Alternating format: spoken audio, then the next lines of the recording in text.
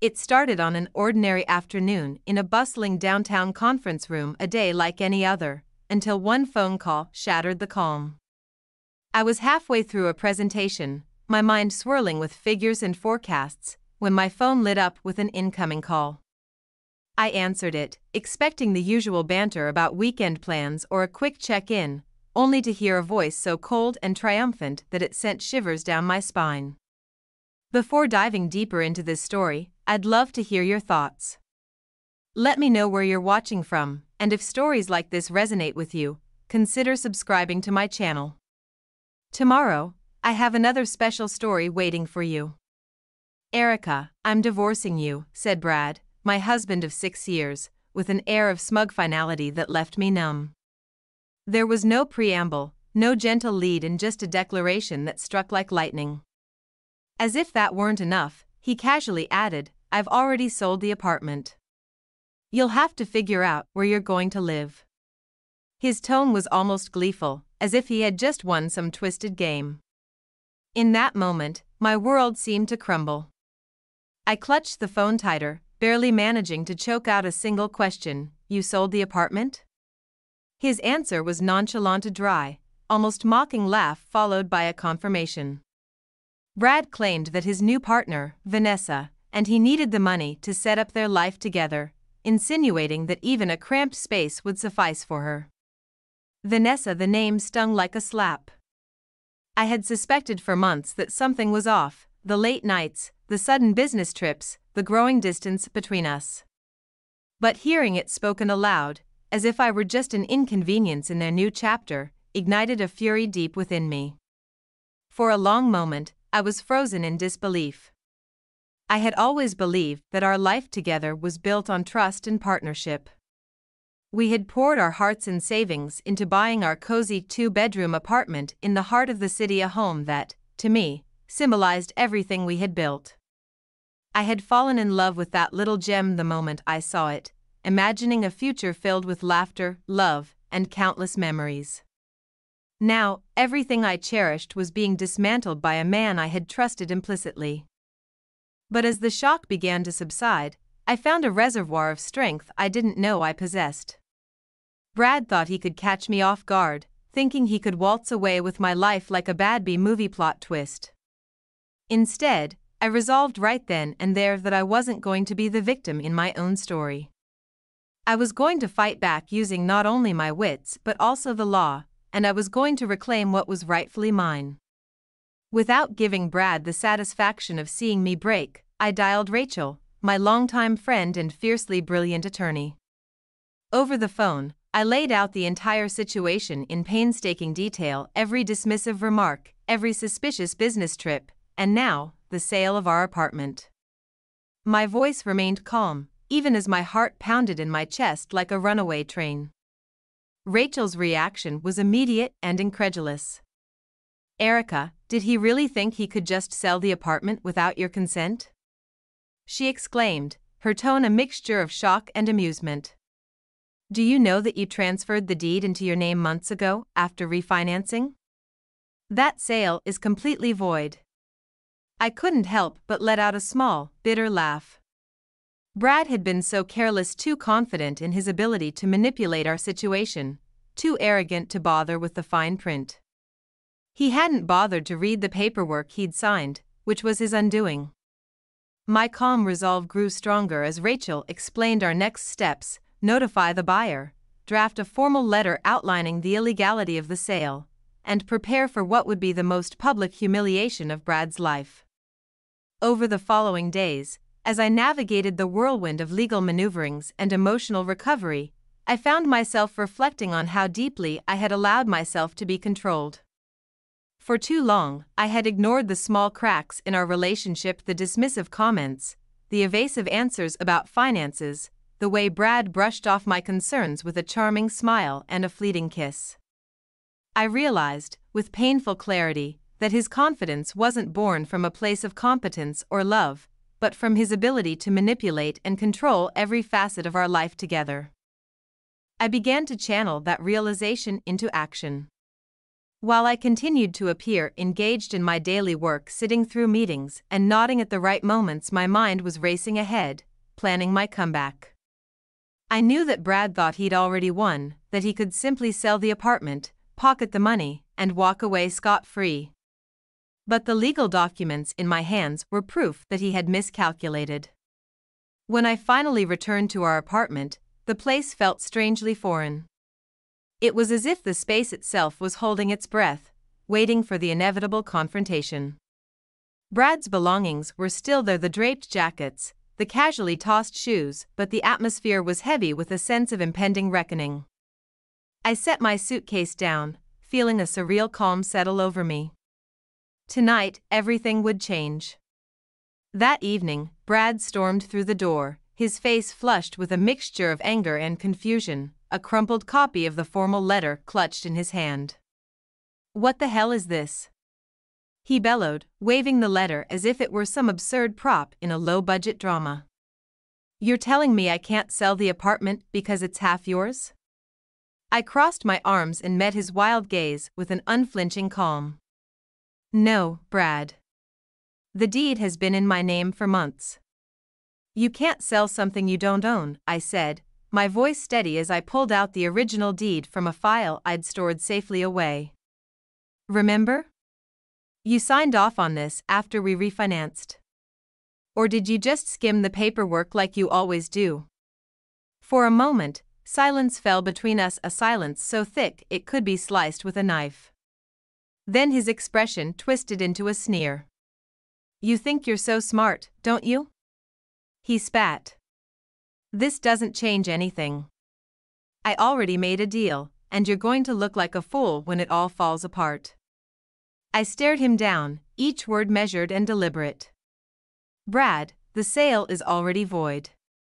The buyer knows it, and they're prepared to take legal action if you don't return their money.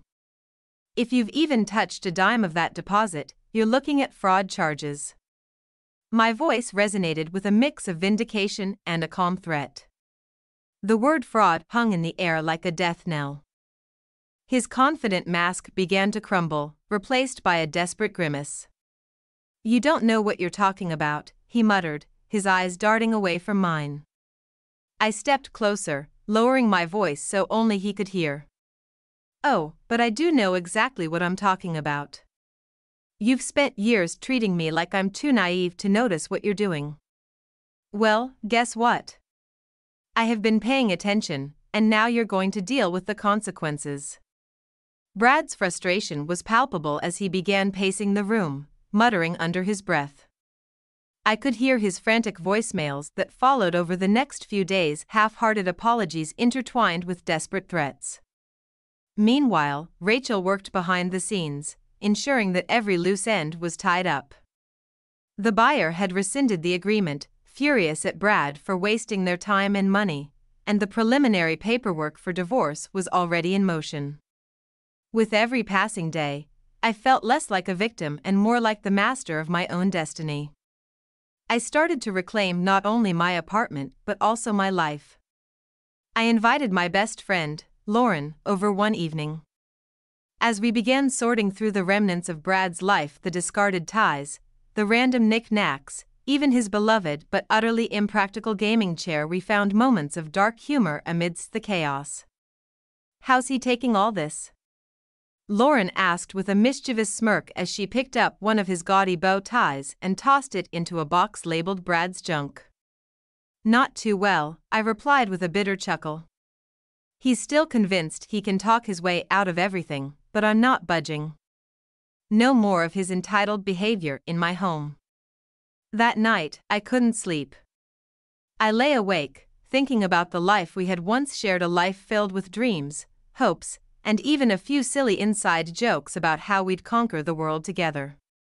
I recalled watching classic American films on lazy Sunday afternoons, laughing until our sides hurt, and making grand plans for the future. But somewhere along the way, Brad had let his ego and ambition cloud his judgment, and I had become a mere accessory in his pursuit of a new life with Vanessa. As I lay in the darkness, a determination began to take root inside me. I wasn't just fighting for a piece of paper or a legal victory. I was fighting for my dignity, my identity, and the promise of a new beginning. I started to see my apartment not as a battleground of past memories, but as a canvas on which I could paint a future entirely of my own making. In the days that followed, I threw myself into rebuilding my world. I reimagined the space, decluttering every corner that had once been tainted by Brad's presence. I moved my favorite artwork to the living room, rearranged the furniture with a newfound sense of purpose, and even brought in a few quirky, modern touches that reminded me of my favorite indie films and pop culture icons. I had always loved the raw energy of downtown lofts, think the gritty charm of New York, mixed with a hint of California cool, and that's exactly what I aimed to recreate. My transformation wasn't limited to the physical space. I started rediscovering who I was beyond the role of Brad's wife. I joined a local book club, attended improv comedy nights, yes, I even tried stand-up, much to the amusement of my new friends, and immersed myself in the vibrant cultural tapestry of the city. Each new experience was a reminder that life was brimming with possibilities, and I was finally free to explore them without fear or compromise. Rachel, ever the consummate professional, kept me updated on the legal front. "The divorce paperwork is moving along smoothly," she reported one day, her voice brimming with confidence. "Brad doesn't have any leverage now. He's in a precarious position. Fraud charges are on the table if he even so much as thinks about touching that money." Her words filled me with a sense of relief and satisfaction, affirming that the tide was turning in my favor. Brad's attempts to reach out were pitiful. His messages ranged from groveling apologies to pathetic attempts at guilt-tripping me into reconciliation. "Erica, can we at least talk about this?" one message read, while another pleaded, "You're going to ruin me." I found myself responding with silence, a silence that spoke volumes about my resolve not to be dragged back into a life that no longer served me. One fateful evening, the final act unfolded. Brad arrived at the apartment, dragging along Vanessa as if they owned the place. Vanessa's eyes swept over the transformed living space with an air of smug entitlement, her arm casually draped over Brad's shoulder. "So this is where you're staying now?" she asked, her voice dripping with sarcasm. I stood at the dining table, papers in hand, and looked them both in the eyes. "No, Vanessa," I said firmly, "this is where Brad stays. You have no claim here." Her confident smirk faltered, and for a moment, I saw uncertainty flicker across her face. Brad, however, was livid. "You can't do this," he shouted, his voice rising in a futile attempt to reclaim control.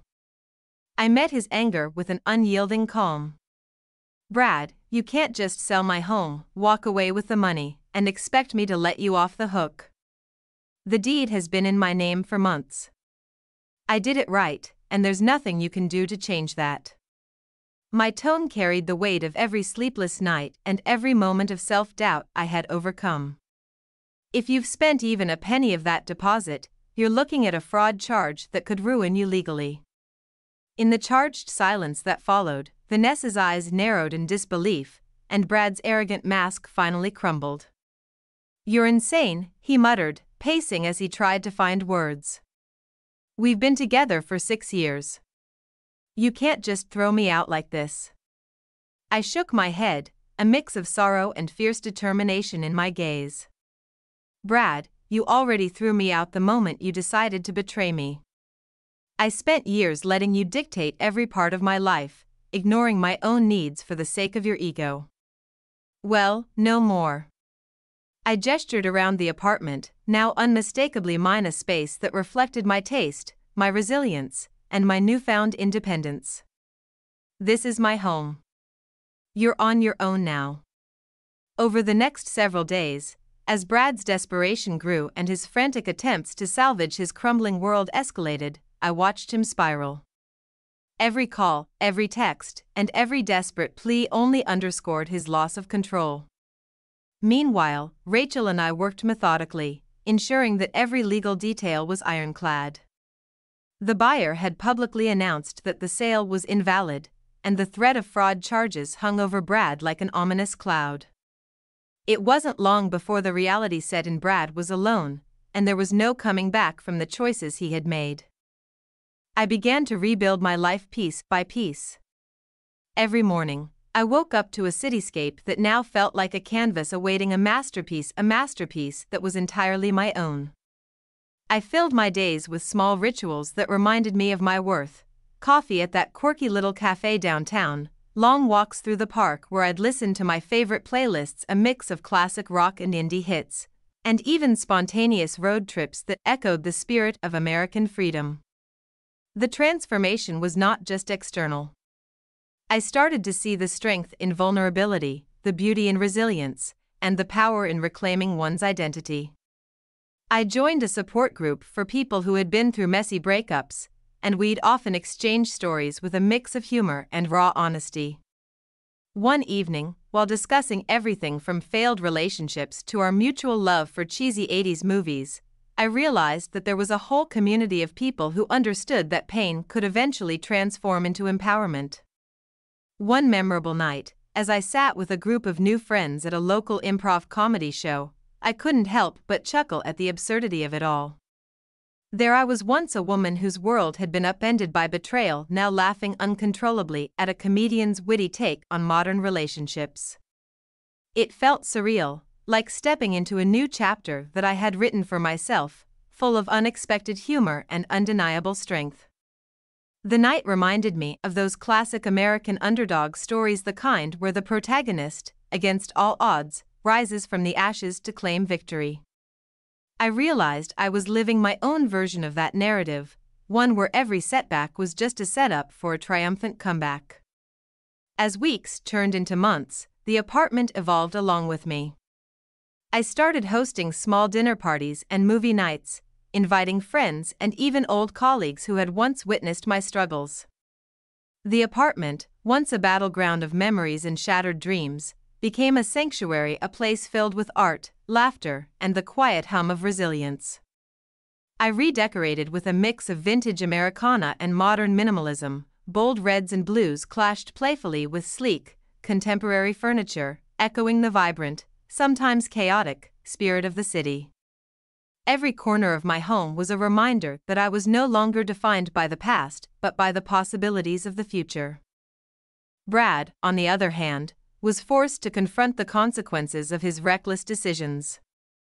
His desperate phone calls and pitiful messages eventually stopped, and I heard through mutual acquaintances that he was left scrambling financially and emotionally isolated. In a moment of bitter satisfaction, I recalled the day when he arrogantly declared that he had everything under control. How wrong he was. I had taken back control not just of my home, but of my life. One particularly poignant afternoon, I found myself sifting through old photographs. Among the piles of memories, I discovered a snapshot of Brad and me from our early days, a time when love felt invincible and every moment was filled with promise. I stared at that picture for a long moment, letting the memories wash over me. There was undeniable beauty in what we had once shared, but the pain of betrayal had transformed that beauty into something bittersweet.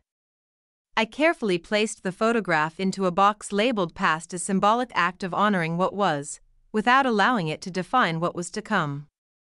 In the quiet aftermath of my legal victory and personal rebirth, I celebrated small milestones. One evening, Lauren and I met at a rooftop bar in the heart of downtown, a favorite haunt for those who craved both a view and a sense of liberation. The neon lights of the city, the hum of lively conversation, and the occasional clink of cocktail glasses created an atmosphere that was both celebratory and reflective. Lauren raised her glass and toasted to fresh starts and well-deserved victories. I smiled, feeling a warmth I hadn't experienced in years. It wasn't just about the end of a marriage, it was about reclaiming my right to live happily on my own terms. I began to see that every painful chapter had led me to this point. The scars of betrayal were real, and they sometimes ached in quiet moments, but they were also the proof of my survival. I embraced the uncertainty of the future with open arms, knowing that the freedom I had fought so hard to attain was just the beginning. The apartment, once a symbol of our failed partnership, had been transformed into a monument to my resilience, a place where every object and every memory was a testament to my journey from despair to empowerment. I decided to document my journey, scribbling notes in a journal that would later become a kind of memoir, a personal record of pain, loss, and ultimately, rebirth.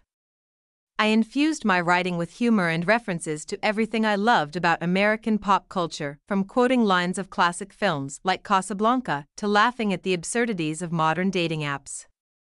Each page was a declaration of independence, a promise that I would never allow anyone to diminish my spirit again. As time passed, I became more than just a survivor. I became a beacon for others who had endured similar heartbreaks. I volunteered at local community centers, sharing my story and offering support to those who felt lost in the wake of betrayal. My journey had transformed me into someone who could empathize with others, someone who had learned to find light even in the darkest of moments. I even started a blog titled Reclaiming My Space, where I chronicled everything from my legal battles to my quirky adventures in redecorating, complete with witty observations about the absurdity of life in the big city. By the time I sat down one crisp autumn evening to enjoy a cup of tea on my newly refurbished balcony, I realized that I had not only reclaimed my apartment but had also rediscovered the essence of who I was. The cool breeze carried the distant sounds of traffic and laughter, a symphony of a city that never truly sleeps, much like my own restless, yet hopeful, heart. I looked out over the skyline, a living collage of dreams, and I knew that every heartbreak, every sleepless night, and every moment of self-doubt had paved the way for this newfound freedom. Brad's name became nothing more than a cautionary tale, a reminder of how arrogance and deception can ultimately lead to one's downfall. Vanessa's brief, smug smile during that final confrontation now seemed like a relic of a past life, one that I had outgrown. In the quiet of my space, with its vibrant new energy and the promise of endless possibilities, I embraced the future with gratitude and determination. My journey wasn't just a tale of legal victory or a well-fought divorce, it was a profound transformation. I learned that the strength to rebuild comes not from the absence of pain, but from the courage to confront it head-on and use it as fuel for a better tomorrow. The apartment was no longer a relic of a failed marriage, it was my personal sanctuary, a launchpad for the life I had always dreamed of, a life filled with laughter, independence, and the sweet, resilient joy of reclaiming one's own destiny. And so, as I closed the door on the past and stepped boldly into a future that was entirely mine, I couldn't help but smile at the irony of it all. Brad had thought he could manipulate every twist and turn of our shared life, but in the end, it was his own hubris that had sealed his fate. I had taken a devastating betrayal and turned it into the catalyst for the most empowering chapter of my life, a story that, like any great American comeback, was filled with humor, grit, and the indomitable spirit of a woman who refused to be defined by her losses. In every corner of my reclaimed home, from the carefully chosen vintage posters adorning the walls to the quirky coffee table that sparked conversations about everything from indie music to the latest binge-worthy series, there lay the promise of a bright, unapologetic future. I knew that the journey was far from over, that there would be more challenges ahead, but I was ready. Ready to laugh, to love, and to live life on my own terms, a true testament to the power of resilience and the transformative magic of starting over. This is not just the end of a marriage, it is the dawn of a new era in my life, one where every setback becomes a stepping stone, every heartbreak a lesson in strength, and every moment of joy a defiant celebration of freedom. And as I write these words, with the city lights twinkling like distant promises on the horizon, I feel a profound peace, a peace that comes from knowing that I have finally taken back control, that I am the author of my own story, and that my future is bright, bold, and undeniably mine.